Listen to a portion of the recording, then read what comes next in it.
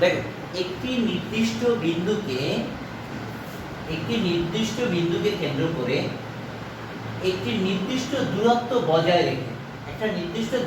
বজায় রেখে একটি বক্ররেখাকে আমরা কি বলি? তাহলে সংখ্যাটা কি দাঁড়ালো?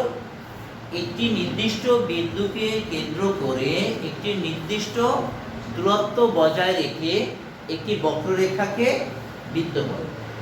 তাহলে এখানে দেখো, এখন ওই নির্দিষ্ট বিন্দুটাকে আমরা কি বলি? বৃত্তের কেন্দ্র। আর ওই নির্দিষ্ট দূরত্বটাকে আমরা বলি বৃত্তের ব্যাসার্ধ। তাহলে একটি বিন্দু, আর এটাকে বলা হয় পরিধি। এটাকে বলা হয় কি? পরিধি। তাহলে এই নির্দিষ্ট বিন্দু হতে পরিধি পর্যন্ত দূরত্বটাকে আমরা ব্যাসার্ধ বলতে পারি। আর যদি বৃত্তের এক প্রান্ত থেকে অন্য প্রান্ত পর্যন্ত দূরত্ব যদি সেটা কেন্দ্র দিয়ে যায়, তাহলে সেটাকে আমরা কি বলি? ব্যাস। তাহলে বৃত্তের একটি আদর্শ সমীকরণ আমরা জানি x মাইনাস a এর whole square y minus b এর whole square is equal to r square. ঠিক আছে, এটা হলো বৃত্তের আদর্শ সমীকরণ। এটাকে আমরা বলতে পারি, দেখো, এটার কেন্দ্র হলো ab এবং ব্যাসার্ধ হলো r। কথাটা বোঝা গেছে? এখন এই বৃত্তের সমীকরণটাকে আবার অন্যভাবে লেখা যেতে পারে, কিন্তু সমীকরণ দুটো একই, কিন্তু শুধু একটু পার্থক্যটা হলো এভাবে। দেখো, এটাকে বলা হয় আদর্শ সমীকরণ আর এটাকে বলা হয় বৃত্তের সাধারণ সমীকরণ। সাধারণ সমীকরণটা কি? দেখো, সাধারণ সমীকরণ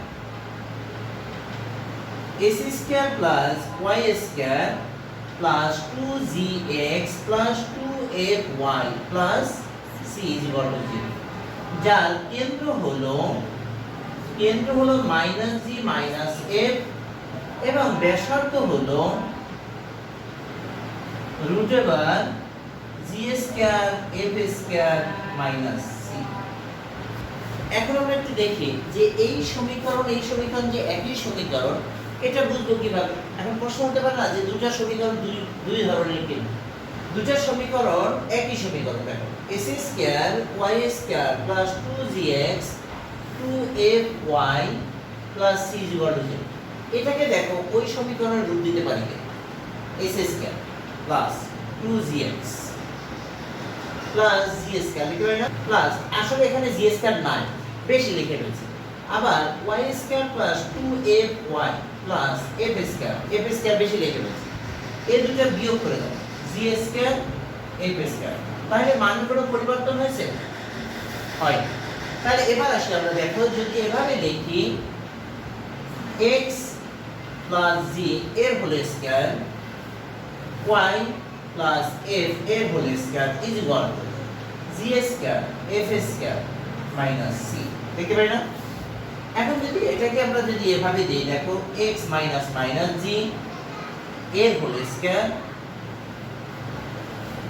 y মাইনাস মাইনাস f এর whole square root over g square f square minus c এর হোল স্কয়ার দিতে পারি না?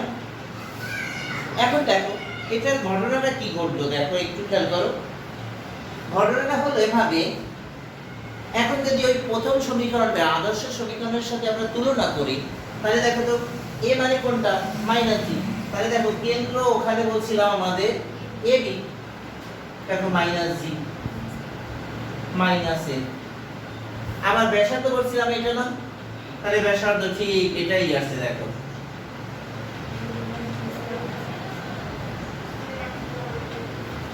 বুঝা গেছে? তাহলে আগের সমীকরণটা আর এই সমীকরণটা একই সমীকরণ, কিন্তু জাস্ট অঙ্ক করার সুবিধার জন্য এটা তৈরি করা হয়েছে। কথাটা বুঝতে গেছে? এখন দেখো, সুবিধাটা কি? আরো কিছু সূত্র দেখি আমরা।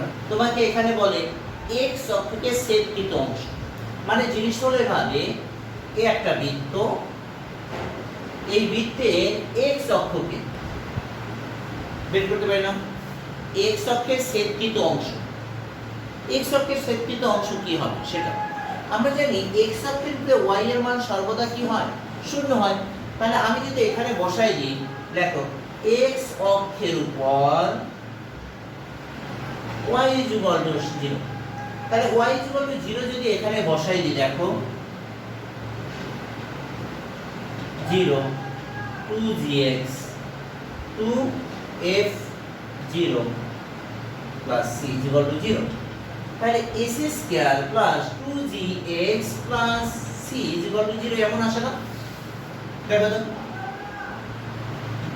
এটাকে যদি আমরা একটা সূত্রে আনার চেষ্টা করি, s square plus 2gx plus g square minus plus c equal to 0।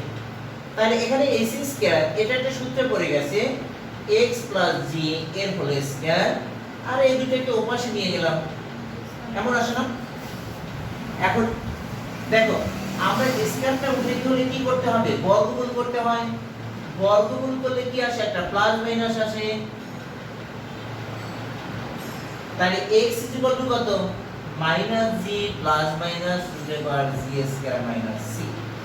এখানে x এর মান এত আসে, এই কথার অর্থ হলো এই বিন্দুর স্থানাঙ্ক y মান 0।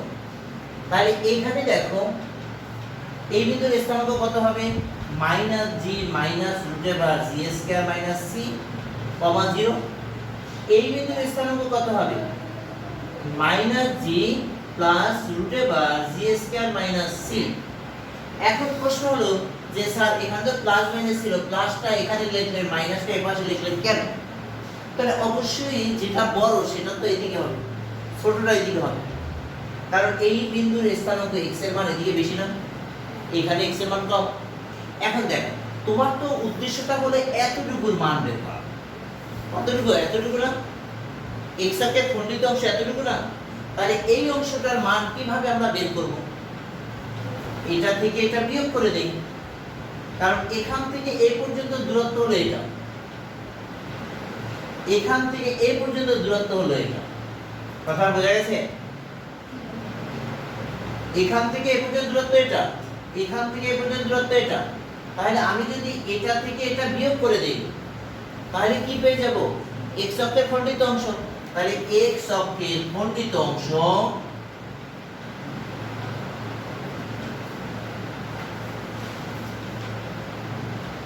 Minus g plus √g square minus c minus, এই মাইনাসের জন্য ভিতরের চিহ্নগুলো সব পরিবর্তন হয়ে যাবে। তাহলে দেখো মাইনাস g প্লাস g কাটা যায়, থাকলো কি 2√g স্কয়ার মাইনাস c। তাহলে x অক্ষের খণ্ডিত অংশ কি দাঁড়াইলো? 2√g square minus. ঠিক একই ভাবে যদি আমরা y অক্ষের খণ্ডিত অংশের পরিমাণ বের করতে চাই, এভাবে y অক্ষের খণ্ডিত অংশের পরিমাণ, তাহলে y অক্ষের উপরে x এর মান কত? 0। তাহলে এখানে বসাই দিয়ে তোমরা করতে পারবে না, তাহলে সেখানে কি আসবে? তাহলে y অক্ষের খণ্ডিত অংশের পরিমাণ, y অক্ষের খণ্ডিত অংশের পরিমাণ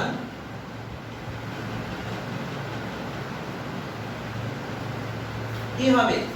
2√f² মাইনাস c। আর স্পর্শ হলো এটা, তাহলে ছেদকৃত অংশ থাকে না এখানে। কথাটা বুঝছো কিনা? এখানে ছেদকৃত অংশ হয় না, মানে এখানে কথার অর্থ হলো স্পর্শ সবসময়ের জন্য মনে রাখবা, স্পর্শ সাধারণত একটি বিন্দুর উপরে হয়। একটি বিন্দু, যে কোনো একটি বিন্দুতে স্পর্শ করে। তাহলে যে কোনো একটি বিন্দুতে যে স্পর্শ করে সে তো কোনো ছেদকৃত অংশ হয় না, হয় কি? হয় না। তাহলে ছেদকৃত অংশের মান কত হবে? সেখানে 0, কোনো ছেদকৃত অংশ নেই। তাহলে আমরা বলতে পারি এখানে এই বিন্দুতে সে স্পর্শ করছে, মানে কথার অর্থ হলো 2√g² minus c equal to কত হবে? 0, কারণ কোনো ছেদকৃত অংশ নেই। ঠিক আছে? তাহলে আমি যদি এটাকে এটা দিয়ে ভাগ করি, তাহলে কত আসে দেখো, √g² minus c equal to 0, g² minus c equal to 0, g² equal to c। তাহলে স্পর্শ হওয়ার শর্ত কি? g² equal to c। তাহলে x অক্ষকে স্পর্শ করার শর্ত, x অক্ষকে স্পর্শ করার g² ইকুয়াল টু c হবে। তাহলে y অক্ষকে স্পর্শ করলে কি হবে? অক্ষকে স্পর্শ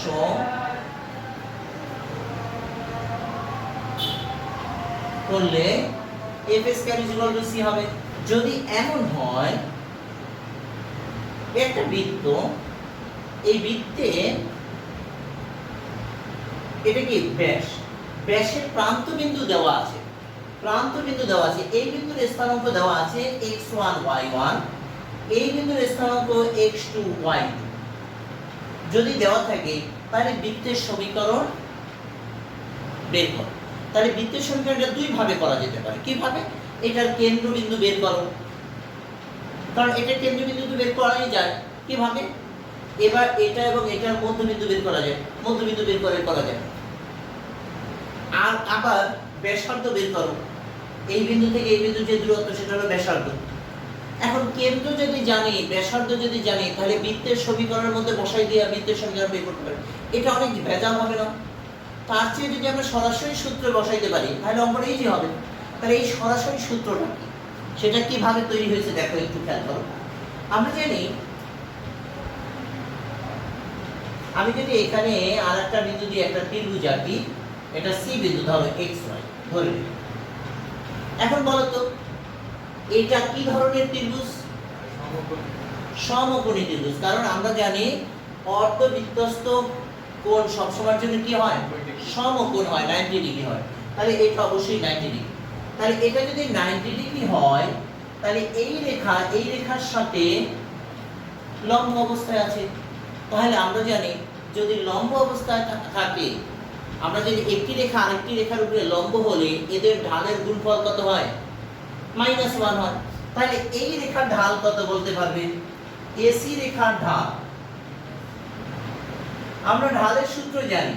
তাহলে দুটি বিন্দু দিয়ে গমনকারী সরলরেখার ঢাল কত? y1 y2 বা y2 y1, যে কোনো একটা বলতে পারবো। তাহলে y1 আমরা দেখলাম y y1 দিলাম, আর x x1। এটা বুঝতে সমস্যা আছে? তাহলে এই ঢালটাকে আমরা m1 ধরলাম। আবার BC রেখার ঢাল কত হবে? m2 আমরা কি বলতে পারি? x x। তাহলে একটু আগেই বলছি দুটি রেখা পরস্পর লম্ব হলে এদের ঢালের গুণফল কত হবে? -1। তাহলে আমি যদি বলি m1 m2 -1, m1 এর মান দেওয়া আছে y y1 x x1 into y y2 x x2 -1, বলতে পারি না? এবার দেখো আর গুণ করে দাও, আর গুণ করলে কত আসে? y y1 y y2 এটা এর পাশে থাকলে -x x1 x x2। একদিকে নিয়ে আসো, একদিকে নিয়ে আসলে কি হয়? x x1 x x2 plus y y1 y y2 কত হবে? বলেন, 0 না -1? 0। Very good. তাহলে এখানে দেখো, এখন তাহলে সূত্রটা কি দাঁড়াইলো? যদি কোনো ব্যাসের প্রান্ত বিন্দু দেওয়া থাকে, তাহলে বৃত্তের সমীকরণ এই রেখা, এটা একটা বৃত্ত এবং এটা ধরো একটা স্পর্শ বিন্দু বা ছেদ বিন্দু, যে কোনো একটা হতে পারে। এটা স্পর্শ বিন্দু হতে পারে অথবা ছেদ বিন্দু হতে পারে, এই ধরো এই বিন্দু হতে পারে। ঠিক আছে? তাহলে একটি বৃত্ত এবং একটি রেখার ছেদ বিন্দুগামী অন্য একটি সরলরেখায়। ঠিক আছে? তাহলে এই সমীকরণটা আমরা সাধারণত জানি এভাবে, দেখো ac² + y² + 2gx + 2fy + c + k * যদি এই রেখাটার সমীকরণ হয় ax by + c, তাহলে ax + by + c = 0। কথাটা বোঝা যাচ্ছে?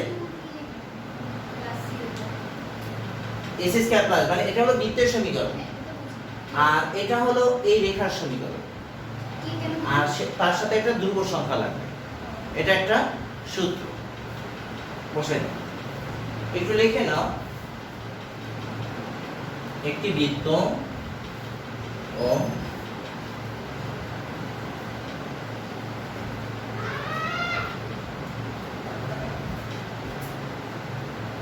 ছেদ বিন্দুগামী বৃত্তের সমীকরণ।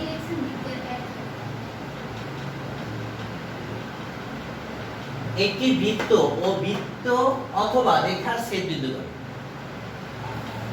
ছেদ বিন্দুগামী বৃত্তের সমীকরণ।